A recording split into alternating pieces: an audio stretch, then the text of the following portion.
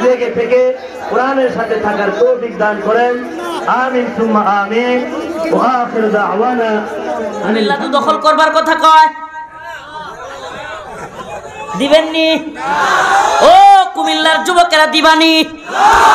উম্মার যুবকেরা তোমাদেরকে বলি, সীমান্তের কাঁটাতারে যদি এরা আমাদেরকে হুমকি দেয়, ধমকি দেয়, ঢুকতে চায়, আমরা বলি ঢোক। উম্মার মুজাহিদদেরকে নিয়া, যুবকদেরকে নিয়া, কেসিয়ার চাকু নিয়া তোদের মুসলমানি করে দেব। শয়তানের রাষ্ট্রপতি মানে এই বক্তব্য, এটা কোনো কিছুই না। মূল কারণটা ছিল মোদি বিরোধী আন্দোলনে কেন শরীক হইলাম। দাদারে খুশি করতে গিয়া দিদি সব আলেমরে জেলে ভরে দিছে। দাদারে খুশি করতে গিয়া দিদি সব আলেমরে জেলে ভরে দিছে। দাদা খুশি হইল ঠিকই, কিন্তু শেয়ার টিকে রাখতে পারল না। এখন দাদাও দিদির কাছে, দিদিও দাদার কাছে। ভালো হয়েছে না? আসসালামু আলাইকুম ওয়া রাহমাতুল্লাহি ওয়া বারাকাতুহু। ইন্নাল হামদুলিল্লাহ নাহমাদুহু ওয়া নাস্তাঈনুহু ওয়া নাস্তাগফিরুহু ওয়া নু'মিনু বিহি ওয়া নাতাওয়াক্কালু আলাইহি ওয়া নাউযু বিল্লাহি মিন শুরুরি আনফুসিনা ওয়া মিন সাইয়্যাতি আ'মালিনা।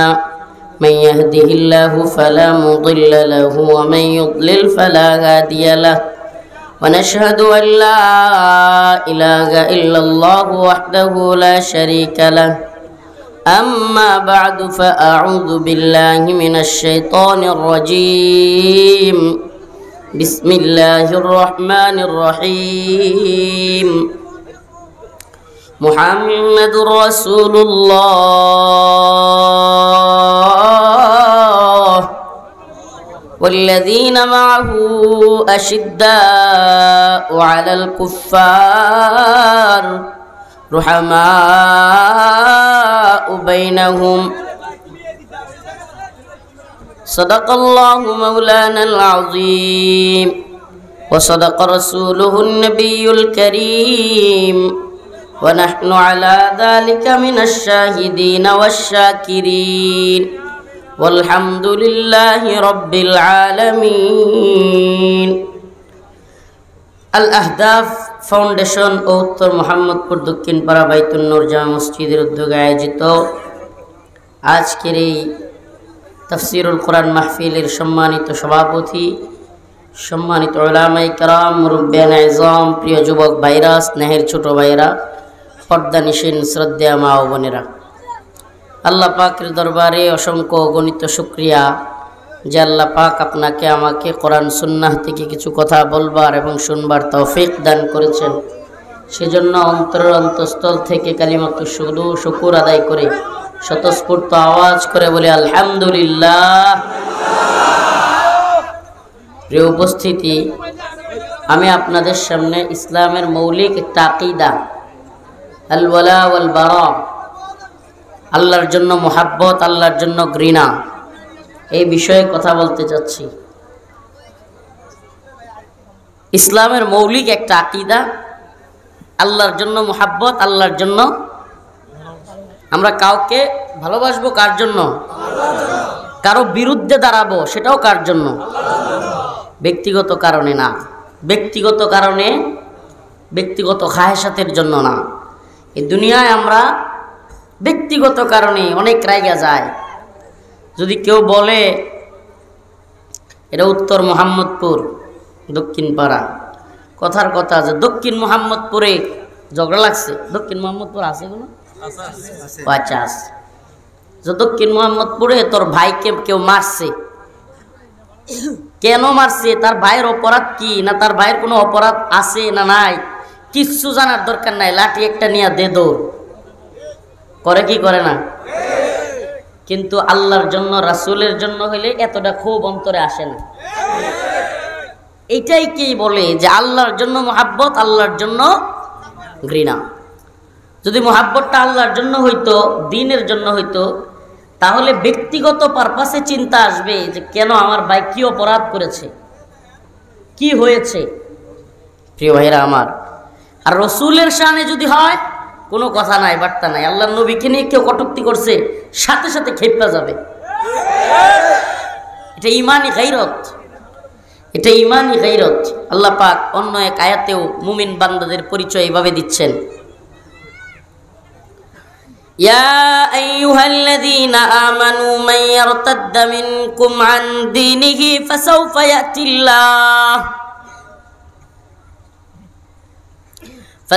ইয়াতিল্লাহু বিকওমিন ইউহিব্বুহুম ওয়া ইউহিব্বুনাহু আযিল্লাতিন আলাল মুমিনিন আ'ইজ্জাতিন আলাল কাফিরিন ইউজাহিদুনা ফি সাবিলিল্লাহ ওয়া লা ইয়াখাফুনা লাওমাতা লাইম। আল্লাহ পাক অন্য এক আয়াতেও মুমিনদের পরিচয় বর্ণনা করতে গিয়া যে মুমিনদের সিফাত কেমন হবে, মুমিনদের আচরণ কেমন হবে, তাদের চলাচল কেমন হবে, কাফেরদের সাথে তারা কেমন মুআমালাত করবে, মুশরিকদের সাথে কেমন মুআমালাত করবে, কিংবা মুসলিমদের সাথে অন্য মুমিন ভাইয়ের সাথে তার আচরণ কেমন হবে। যে আয়াতে কারিমা তিলাওয়াত করেছি সেখানে আল্লাহ বলতেছেন, মুহাম্মাদুর রাসূলুল্লাহ والذين معه أشداء على الكفار। আল্লাহর নবী সাল্লাল্লাহু আলাইহি ওয়াসাল্লাম এবং তার সাথীরা যারা ছিলেন তারা ছিলেন আশিদ্দা ও আলাল কুফার রুহামা ও বাইনাহুম, কাফের মুশরিকদের সাথে শক্ত, মুমিনের সাথে নরম। যে আয়াত আগে তিলাওয়াত করলাম এখানে আল্লাহ বলতেছেন আদিল্লাতিন আলাল মুমিনিন, মুমিনদের ব্যাপারে নরম, আইজ্জাতিন আলাল কাফিরিন, কাফেরদের ব্যাপারে শক্ত, ইউজাহিদুনা ফি সাবিলিল্লাহ, প্রকৃত মুমিনের আরেকটা গুণাবলী হলো সে আল্লাহর রাস্তায় জিহাদ করে, ওয়ালা ইয়াখাফুনা লাওমাতা লাইম, নিন্দুকের নিন্দার পরোয়া করে না। সুবহানাল্লাহ, নিন্দুকের নিন্দার পরোয়া করে না। সুবহানাল্লাহ, নিন্দুকের নিন্দার পরোয়া করা যাবে না। দ্বীনের কাজের ক্ষেত্রে কে কি বলল, দ্বীনের কাজে আপুষ্কামিতার সুযোগ নাই। দ্বীনের কাজে, দ্বীনের প্রশ্নে, ঈমানের প্রশ্নে ব্যক্তির জরুরত, ব্যক্তির খায়েশাত এগুলোর কোনো জায়গা নাই। ব্যক্তি বিপদে পড়বে নাকি এটারও কোনো জায়গা নাই, কারণ যেখানে ঈমানের প্রশ্ন সেখানে চুপ থাকার কোনো সুযোগ নাই। ঈমানের প্রশ্ন তো মুমিনের সিফত তো এটা হওয়া উচিত যেটা এতক্ষণ বললাম, যে তারা কাফের মুশরিকদের ব্যাপারে শক্ত, মুমিন এক মুমিন আর এক মুমিনের ব্যাপারে নরম, রহমদিলওয়ালা, স্যাক্রিফাইস করবে, একজন আর একজনকে সাথ দিবে। ঠিক আছে ভাই, ছেড়ে দিলাম, মনে কষ্ট রাখবে না। এখন আমাদের আচরণ হয়ে গেছে পুরাই উল্টা। আমরা মূর্তির দারোয়ান, মন্দিরের দারোয়ান, টঙ্গিতে পালোয়ান। আমাদের চরিত্র এরকম হয়ে গেছে না, যে আমরা মন্দিরে গিয়া দুর্গা পূজায় পাহারাদারি করি, দারোয়ানগিরি করি, মন্দিরের দারোয়ান, টঙ্গিতে গিয়ে আমাদের মুসলমান ভাইদের মাথায় আঘাত করে ফেলি। কি আশ্চর্য কথা! অথচ হওয়ার কথা ছিল উল্টা। উল্টা, মূর্তি পূজার বিরুদ্ধে কঠিন, আমি এটাতে যাব তো নাই, পারলে এটাকে কিভাবে আটকায় দেওয়া যায়। মূর্তি পূজার বিরুদ্ধেই রাসূলের সংগ্রাম, কিভাবে তাদেরকে দাওয়াত দেয়া যায়, তাদেরকে মুসলমান বানানো যায়। আর যদি মুসলমান বানাইতে নাই পারি, ওদেরটা ওরা করবে, আমি শুনবো না, দেখবো না। মুমিনের আচরণ হবে এরকম। অথচ এখন কি, মন্দিরের দারোয়ান, আর আমি এদেরকে মূর্তির দারোয়ান ডাকি, আর টঙ্গিতে গিয়া পালোয়ান। অথচ হওয়ার কথা ছিল কি, টঙ্গিতে দারোয়ান। মুমিন ভাইদের দারোয়ান সাজার দরকার ছিল। মুমিনরা আসবে, ইস্তিকবাল করবে, আসসালাম। আমরা জীবন ভর, আমার বাবা একজন তাবলিগি মানুষ, আপাদ মস্তক, আমাকে মাদ্রাসায় দিছে বেটা তাবলিগ করিয়া, মানে তাবলিগি গিয়া বুঝছে। এক লোক একদিন রাগ করে কইতেছে, মানে আলেমদের সাথেই তো ইতাহাতিদের দ্বন্দ্ব না, তো এক তাবলিগওয়ালা বাবা একদিন রাগ করে কইতেছে, হুজুর আমরা আলেম না হইতে পারি, আলেমদের বাপ। অনেকে তারে ধরছে, এক বেড়া তুই এত বড় কথা কইলি, আমাদের অনেক পোলাপান আলেম আছে, তাই আমি লেগে আলেমের বাপ। প্রিয় ভাইরা আমার, বন্ধুগণ আমার, তাবলিগে গিয়া আমার বাবা আমার মাদ্রাসায় দিল। তাবলিগে গিয়া আব্বার যখন কোরআন শরীফ খুলছে, দাঁত সব পড়ে যাওয়ার অবস্থা, কোরআন পড়তে পারে না। মানে কোরআন পড়তে গিয়া মুরব্বীরা দেখবেন যারা নতুন কোরআন শিখে, হায় রে একটা ওর উচ্চারণ করতে গিয়া কি যুদ্ধ, মনে হয় দাঁতগুলো খুলে পড়ে যাব। যুদ্ধ শুরু করছে, এখন আব্বার চিন্তা আসছে, নিজে তো পারলামই না, পোলাটারে অন্তর কোরআন শিক্ষা দিয়ে যায়। সুবহানাল্লাহ। পরে এক সময় অবশ্য আমি যখন হেফজখানায় পড়ি তখন আমার কাছেও শিখতো আব্বা কোরআন, আমার কাছে বসতো, কিন্তু আমি একটু হেডমাস্টার, করা হেডমাস্টার আর কি। আমার পরে আর আমার বাদ ভয় না, আমার ছোটো ভাই একটা ছিল চাচাতো ভাই, ওর কাছে ভয়, আমি একটু করা হেডমাস্টার, না তোমার কাছে আর বলা যেত না। আল্লাহর বান্দা চলে গেছে, তার জন্য দোয়া করবেন। আমি যখন 17 পারার হাফেজ, আমার আব্বা এই পৃথিবী ছেড়ে চলে গেছেন। সেই স্মৃতি খুব ভয়াবহ, স্মৃতি বলবার সময় সুযোগ নাই ইনশাআল্লাহ। তো প্রিয় ভাইরা আমার, এই যে তাবলিগে উনি না গেলে হয়তো আমাকে ভর্তি করার যে তামান্না, এটাই তৈরি হইতো না। এই তামান্নাটা আসছে করতে গিয়ে ওই তাবলিগে গিয়া মনে হয়েছে যে আমি তো পারি না কোরআনটা, দেখি আমার ছেলে যদি কোরআন পারে। তার খুব শখ ছিল, তার খুব আশা ছিল আমার বাবার, যে আমার ছেলে আলেম হবে, কোনোদিন বক্তা হবে, আর আমি সামনে শ্রোতা হইয়া ওয়াজ শুনবো। এটা আমার আব্বার খুব আশা ছিল, কিন্তু সে পারে নাই। আমি যখন 17 বারা হেফজ করছি তখনই আব্বা মারা গেছে। যাত্রাবাড়ি, ঢাকার যাত্রাবাড়ি মাদ্রাসায় পড়তাম তখন। তো ওই দিন যশোরের 8 দিনের প্রোগ্রামের ডকুমেন্টারিতে আব্বার ইস্যুটা তুলে আনলো, তো যে আমার আব্বা মারা গেছে, তো আমার চোখ দিয়া পানি বের হইতেছিল। ওরা একটা ব্যতিক্রম ধর্মী আয়োজন করছে, মাশাআল্লাহ। প্রত্যেক আলোচক যারা মাজলুম, বিশেষ করে যারা জেল কাটছে, তাদের একটা স্মৃতি ডকুমেন্টারি তৈরি করছে তারা। এটা আগে দেখাইছে পাবলিক, অনেককে আমি দেখছি একবারে স্তব্ধ হয়ে গেছে ডকুমেন্টারি দেখে। প্রিয় ভাইরা আমার, বন্ধুগণ আমার, এই যে তাবলিগে গিয়া সে তার ছেলেকে ভর্তি করলো, আমরা জীবন ভর আব্বার কাছে শুনছি, তাবলিগওয়ালাদের কাছে, অনেকের কাছে শুনছি। কিন্তু তাবলিগে যারা যায়, মুরব্বীরা, অনেক মুরব্বী রাতে 2টার সময় উইটা টয়লেট সাফ করতেছে। রাতে 2টার সময় উইটা অন্যের জামা কাপড় ধুয়ে দিচ্ছে। সুবহানাল্লাহ। সাধারণ সাথীদের জামা কাপড় ধুইতেছে আমির। এই শিক্ষা ছিল তাবলিগে। আর সেখানে কি হইল এখন? এখন রাত্রির 4টার সময়, যে 4টার সময় অন্য সময় একজন আর একজনরে গিয়া হাত পা মুছে দিত, কাপড় ধুয়ে দিত, বাথরুম সাফ করে দিত। এখন এই 4টার সময় এক ভাই আর এক ভাইয়ের মাথায় গিয়া বাড়ি মারে। আফসুস, কোন দলিল দিয়ে আপনি অন্য মুসলমানের মাথায় আঘাত করাকে জায়েজ করবেন? এটা কোনো দলিল দিয়ে সম্ভব? মুসলমানের মাথায় আঘাত করা, এটা কোনো দলিল দিয়া সম্ভব? এক মুমিনের জন্য আরেক মুমিনের জান, মাল, ইজ্জত, রক্ত সবকিছু হারাম। মানে আপনি কোনো ভাইকে বাজারে গিয়ে গালি দিতে পারবেন না, এটা হারাম। কারণ সবার সামনে আপনি যখন একটা বাজারের ভিতরে কাউকে গালাগালি করবেন, তখন সে তার সম্মানহানি হবে। কি হবে? আপনি খুব মাতাব্বর হয়ে গেছেন, এলাকার মাস্তান, এমনি আটেন, আপনার পোলাপান আছে কিছু বাই বাস্তা, আপনার খায়লা, আপনি তো কল্পনাও করতে পারবেন না যে আপনার এই দৈরালা খায়ালা কিংবা 2টা গালি দেওয়ার কারণে বাজারের মধ্যে ওই বান্দা রাতের আধারে চোখের পানিগুলো ছেড়ে দিয়া যে কান্না করছে, আল্লাহর আরশ কাঁপে গেছে। আপনি কি মনে করেন? আপনি দেখছেন না? আপনি দেখেন নাই? আপনার চোখের সামনেই না 2024 সালের 5ই আগস্ট হাসিনা পালাইলো। এমনকি তার যত নিচের সাগরেদ ছিল, কর্মী ছিল, একেবারে স্থানীয় পর্যায়ের নেতা থেকে সবগুলো পালাইছে। এমনকি যেগুলো পালায় না সেগুলো ভয়ে আছে। আপনি কি এটা দেখেন না? তো যারা জুলুম করছে তাদের পরিণতি থেকে আমাদের শিক্ষা নেওয়া উচিত না? সমস্ত জালেমদের থেকে আমাদের শিক্ষা নেওয়া উচিত, সমস্ত জালেমদের থেকে।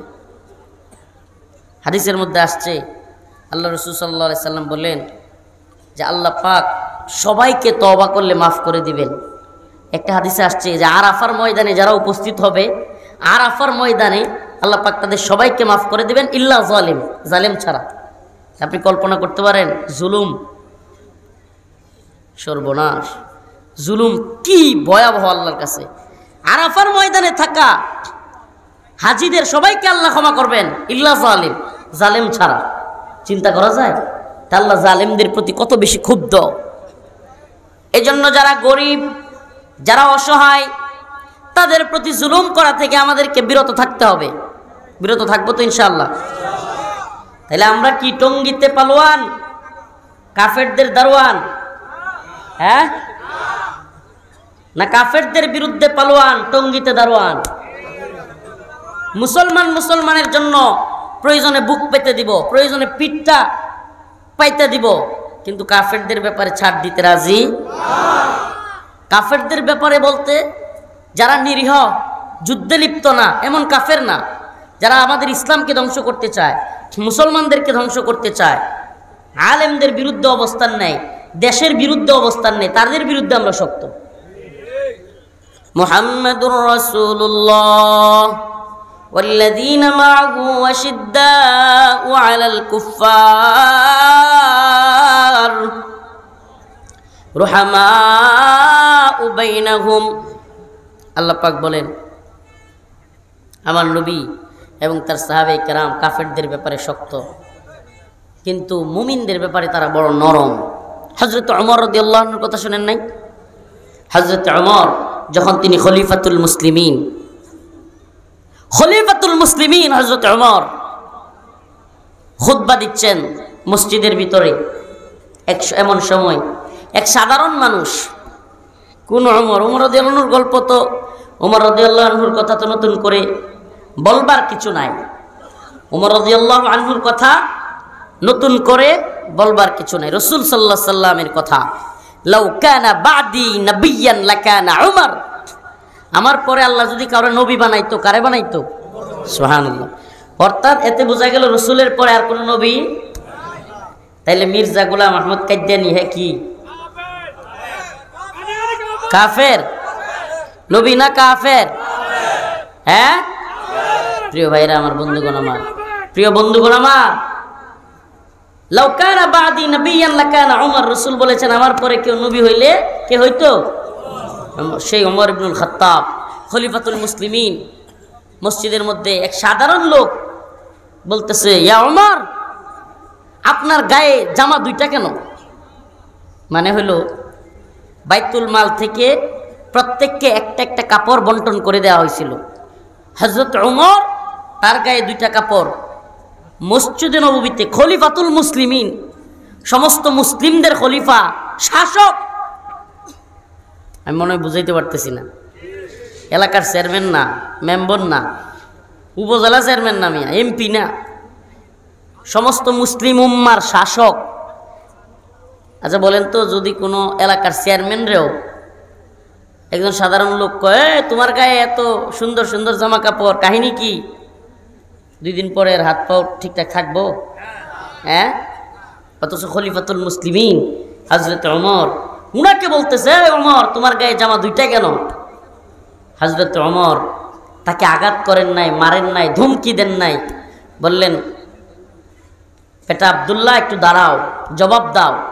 আব্দুল্লাহ ইবনে ওমর দাঁড়ায়া বললেন, ভাই আমার বাবার গায়েও জামা একটাই থাকতো, কিন্তু আমার বন্টনে যে নতুন একটা দেওয়া হয়েছিল, আমি আমার বন্টনের জামাটা আমার বাবাকে দিয়ে দিছি, এই জন্য 2টা হয়ে গেছে। সুবহানাল্লাহ বলবেন না? খলিফাতুল মুসলিমিন।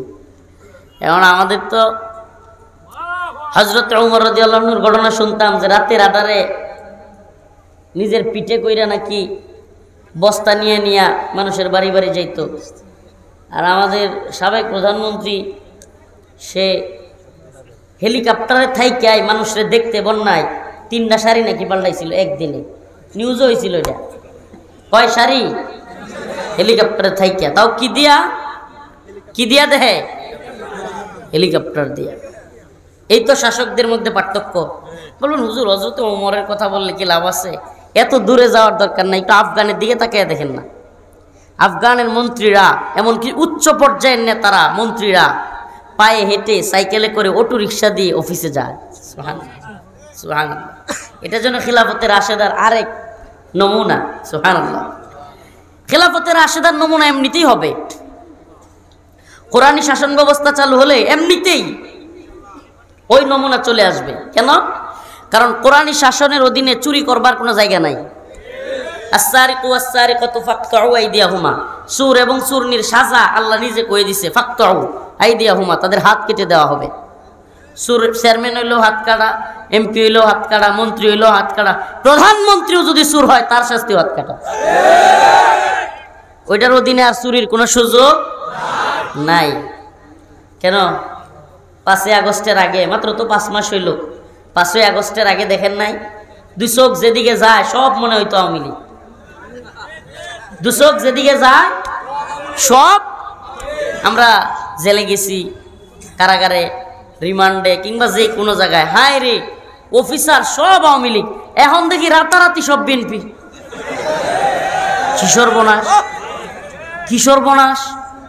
ওই দিন হুজুর শেরপুর ঝিনাইগাতি গেছে এক মাহফিলে, আমাকে যাওয়ার সাথে সাথে বলতেছে, হুজুর একটু ওয়েট করেন, এখনই বয়ান দেওয়া যাবে না, হুজুর একটু অপেক্ষা করেন। 10:30টায় বয়ান, 10:30 পার হয়ে গেছে তবুও। আমি ভাবলাম আচ্ছা ঠিক আছে, অত দূর থেকে আসছি, একটু বিশ্রাম নেই। কিছুক্ষণ গিয়ে রেস্ট নিলাম, একটু শুয়েও পড়ছি, চোখটা লেগে গেছে, উঠলাম, ইস্তেঞ্জা করলাম, এবার মঞ্চের দিকে যাবো, হুজুর আরেকটু অপেক্ষা করেন।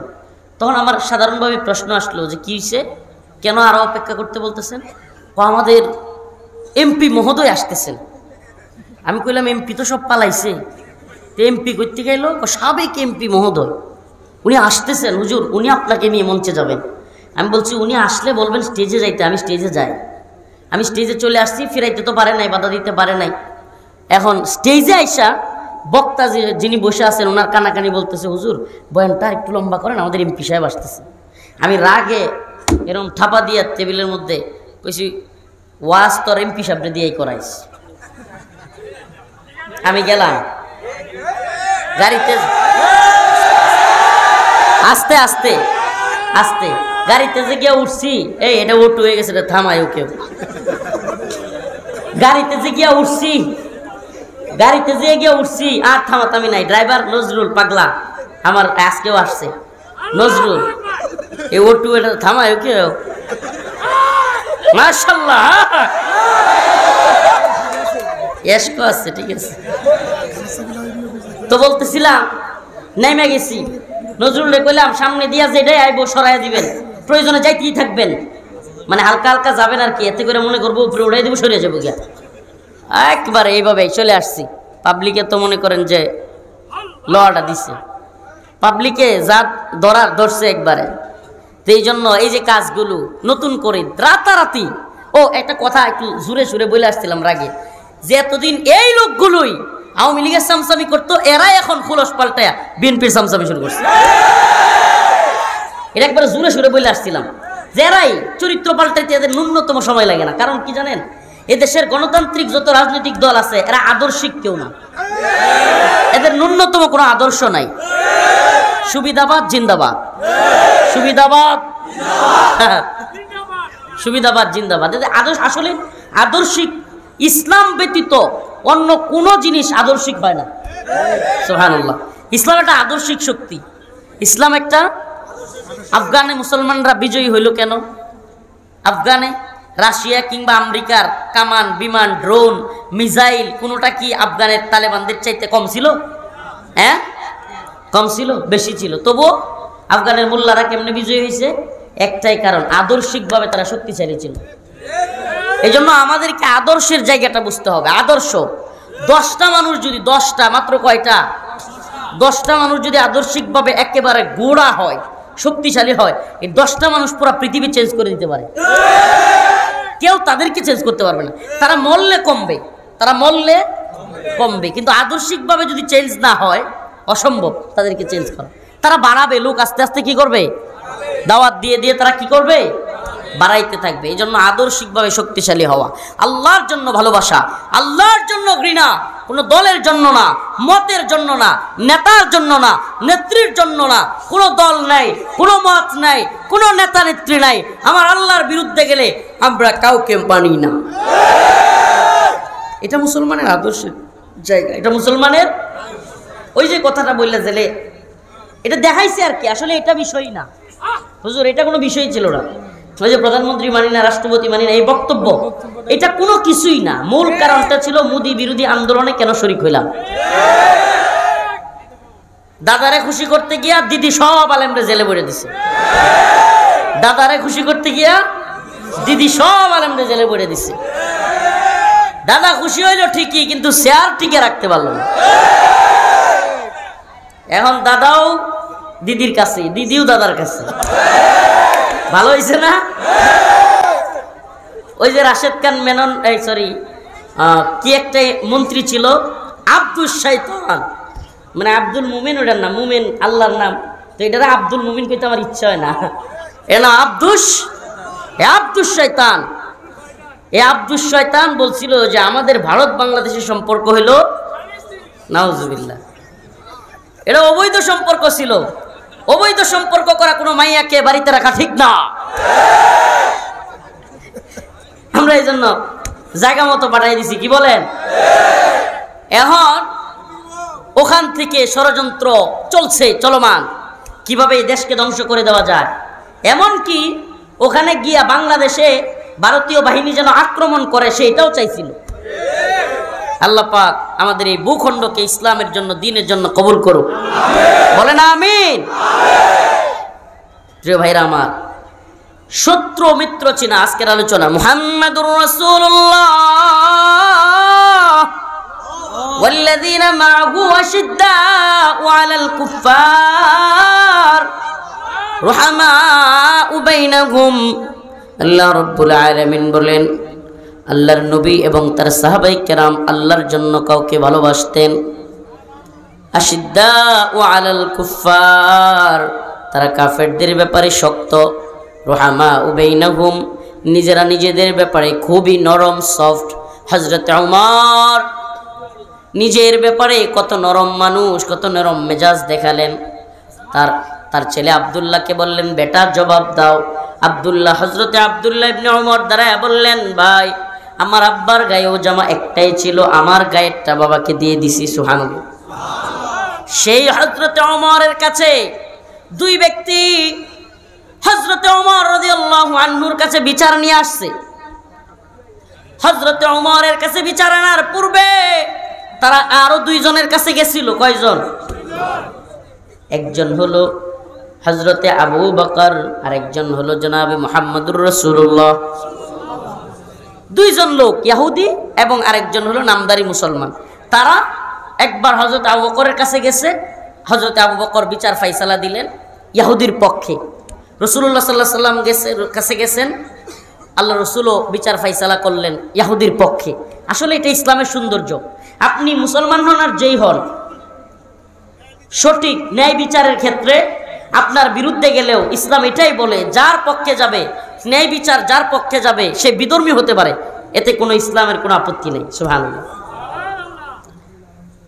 দুইজনের কাছে বিচার নিয়ে গিয়াও ওই নামদারি মুসলমান যখন জিততে পারে নাই, ইহুদির পক্ষে রায় চলে গিয়েছে, সে ক্ষিপ্ত হইয়া হযরতে ওমরের কাছে গিয়া বলে, ওমর তাদের বিচার আমি মানি না, তোমার বিচার মানব।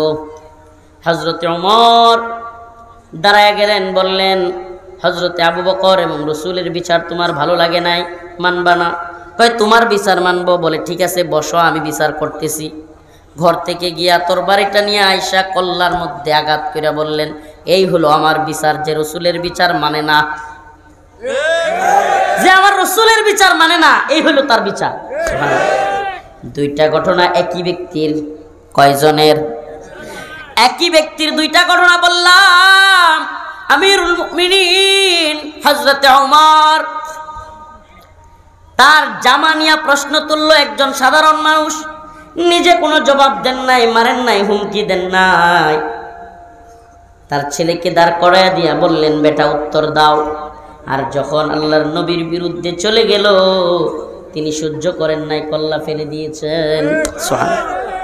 তাইলে বোঝা যায় নিজের আঘাত লাগলে সহ্য করেন, কিন্তু আল্লাহর নবীর বিরুদ্ধে আঘাত লাগলে সহ্য করেন না। সুবহানাল্লাহ। হযরত আবু বকর, যার ব্যাপারে সমস্ত খতিবগণ, সমস্ত জুমার নামাজের ভিতরে সবাই, সমস্ত খতিবরা আরহাম উম্মতি বি উম্মতি আবু বকর বলে, কি বলে না?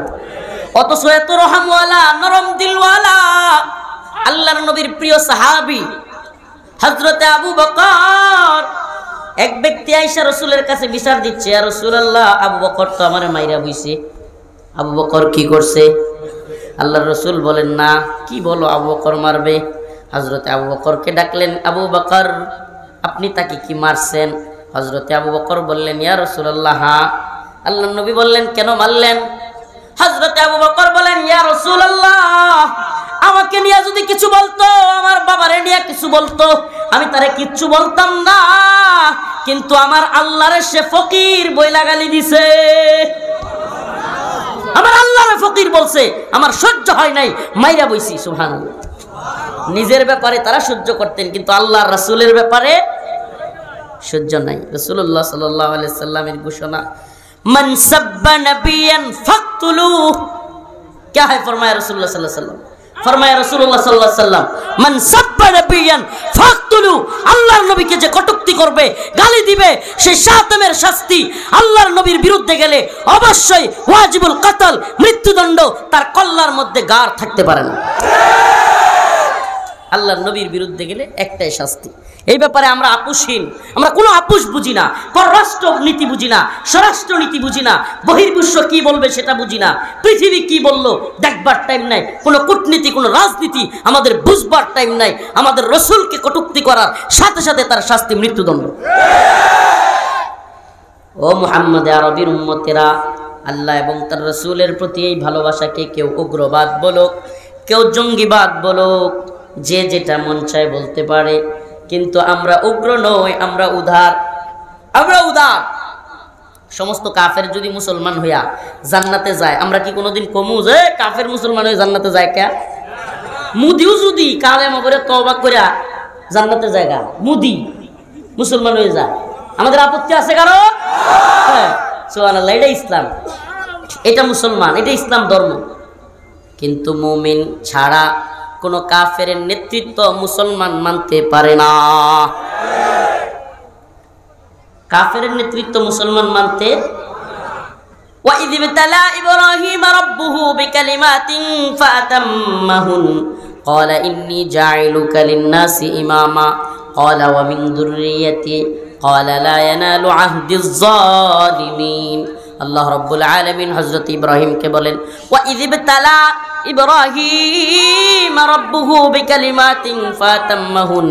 হযরত ইব্রাহিম আলাইহিস সালামকে আল্লাহ বললেন, আপনি পরীক্ষায় পাশ করেছেন, আপনাকে ক্বালা ওয়াইদ বিতালা ইব্রাহিম রাব্বুহু বিকালিমাতিন ফাতাম্মাহুন ক্বালা ইন্নী জাইলুকা লিন-নাসি ইমামা, আপনাকে ইমাম বানানো হবে, নেতা বানানো হবে। হযরত ইব্রাহিম বললেন, ক্বালা ওয়া মিন যুররিয়াতি, আমার বংশধরদের থেকেও কি নেতা বানানো হবে? আল্লাহ বলেন, ক্বালা লা ইয়ানালু আহদিজ জালিমিন, আমি জালেমদের থেকে কাউকে নেতা বানাই না। তার মানে কাফের জালেম এরা মুসলমানদের নেতা হওয়ার যোগ্য না।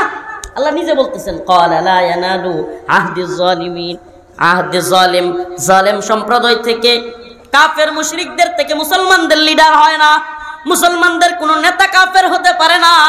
কোনো কাফের যদি মুসলমানদের জোরপূর্বক নেতা হয়েও যায়, তাকে সরানো সমস্ত মুসলিমদের উপর ফরজ। কোনো কাফের জালেম মুসলমানদের নেতা থাকতে পারে না। মুমিনদের নেতা হবে মুমিন। এজন্য আমি স্লোগান কারাগার থেকে বের হওয়ার পর থেকে স্লোগান দিচ্ছি, ইম্মা শরিয়া ওয়া ইম্মা শাহাদা, হয়তো শরীয়ত নয়তো শাহাদাত, হয়তো শরীয়ত শাহাদাত। শরিয়া প্রতিষ্ঠা করার আগ পর্যন্ত লড়াই করেই যাব। ইসবিরু ওয়া সাবিরু ওয়া রাবিতু, ইসবিরু ওয়া সাবিরু ওয়া রাবিতু, ইসবিরু ওয়া সাবিরু ওয়া রাবিতু। এটা লড়াই, সবরের লড়াই, এটা ধৈর্যের সাথে এই লড়াই করতে হবে। আল্লাহ বলেছেন, ইন্নাল্লাহা মা'আস সাবিরিন, নিশ্চয় সবরকারীদের সাথে আল্লাহ আছে। এটা লড়াইটাই সবরের লড়াই, একজন আর একজনের হাতে কামড় দেওয়ার লড়াই। কাফেররা তোমার হাতে কামড় দিবে, তুমিও কাফেরের হাতে কামড় দিলা, দুইজনে কামড়া কামড়ি হতে থাকবে। কেডা আগে বাপ ডাহে, ও বাবা কেডা আগে কয়? মুসলমান জীবনে ও বাবা আগে কইব? কথা কন না। আমেরিকা আফগানে এক কামড় দিছে, আগে বাপ কেডা ডাকছে? আমেরিকা। মাথা নত কইরা 21 সালের 15ই আগস্ট, 21 সালের 15ই আগস্ট মাথা নত কইরা কানে খত দিয়া, নাকে খত দিয়া, ওই যে বাবা আর জীবনে আমুনা সাইরা দে, মা কান্দা বাসি সাইরা দে। গেছে কি যায় নাই? সুবহানাল্লাহ। বিজয় মুসলমানদের। বিজয় কাদের?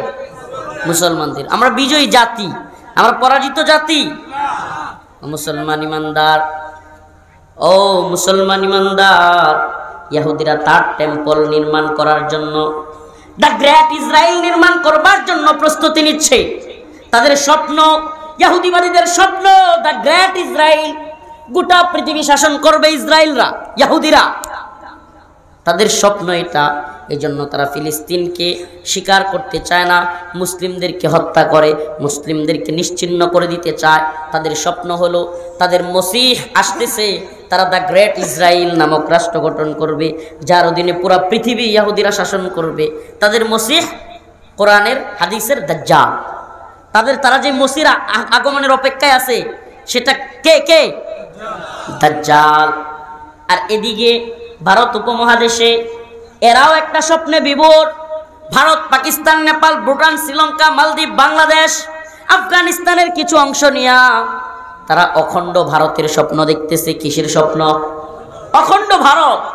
অখণ্ড ভারতে কিসের শাসন হবে? রাম রাজত্ব। একদল স্বপ্ন দেখে দ্য গ্রেট ইসরায়েল, আর একদল স্বপ্ন দেখে অখণ্ড ভারত। আমরা যেন গোলামি করতে আইছি। আমরা কি গোলামের বাচ্চা রে?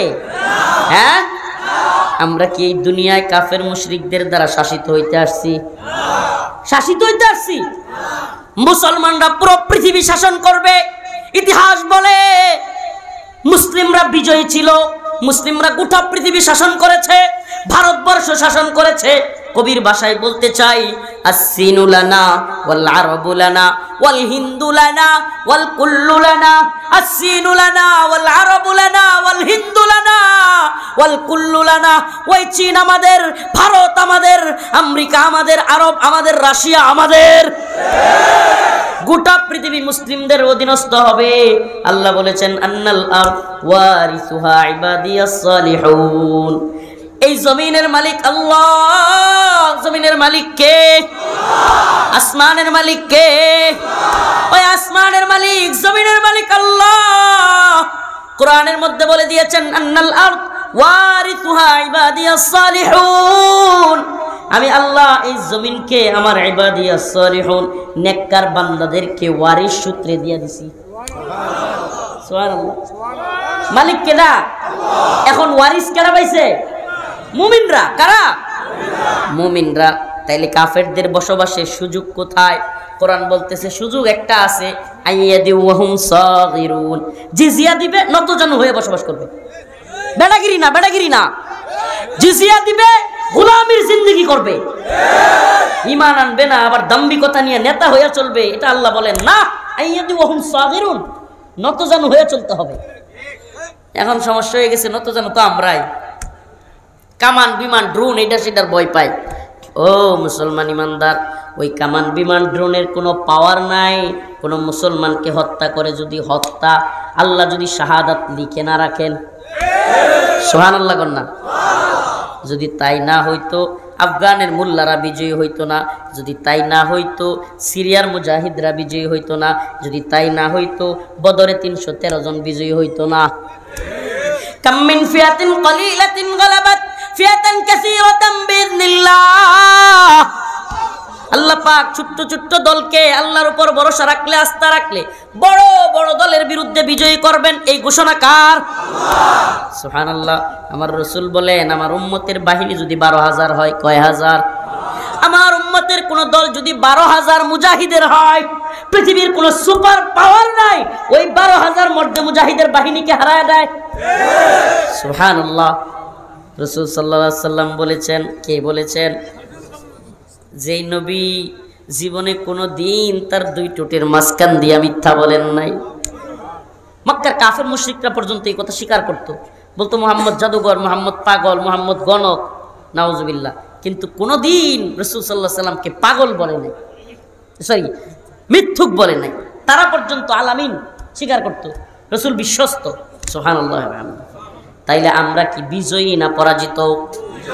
আমরা কি ওই থার্ড টেম্পল কিংবা ইহুদিবাদীদের গ্রেট ইসরায়েলের অধীনে থাকতে চাই, কিংবা ভারতের অখণ্ড ভারতের রাম রাজত্বের অধীনে থাকতে চাই? আমরা তো গোটা পৃথিবী শাসন করব। হুয়াল্লাযী আরসালা রাসূলাহু বিল হুদা ওয়া দীনিল হক লিযহিরাহু আলাদ দীনি কুল্লি। এই দিন আসছে বিজয়ী হইয়া সমস্ত দ্বীনের উপরে জায়গা দেওয়ার জন্য। এই দিন আসছে কি জন্য? বিজয়ী হওয়ার জন্য, পরাজিত হওয়ার জন্য। মুসলিমরা পরাজিত হওয়ার জন্য আল্লাহ পৃথিবীতে পাঠায় আল্লাহ পাক আমাদেরকে বিজয়ী জাতি হিসেবে কবুল করুক, বলেন আমিন। চিল্লায় বলেন আমিন। তাইলে আমরা কি ভারতের অখণ্ড ভারতের রামরাজত্ব কায়েম করনেওয়ালা ওই হিন্দুত্ববাদী মুশরিক মালউনদেরকে দেখা ভয় পায়? হ্যাঁ, ভয় পায়। কুমিল্লা দখল করবার কথা কয়, দিবেননি? ও কুমিল্লার যুবকেরা দিবানি? উম্মার যুবকেরা তোমাদেরকে বলি, সীমান্তের কাঁটাতারে যদি এরা আমাদেরকে হুমকি দেয়, ধমকি দেয়, ঢুকতে চায়, আমরা বলি ঢোক। উম্মার মুজাহিদদেরকে নিয়া, যুবকদেরকে নিয়া, কেসিয়ার চাকু নিয়া তোদের মুসলমানি করে দেব। শয়তানের দল, শয়তানির একটা জায়গা নাই না? রেডি আছেন তো ইনশাআল্লাহ? আমরা কামান বিমানের পরোয়া করি? ভারতের গোলামি করি? ইসরায়েলের গোলামি করি? আমরা কার গোলাম?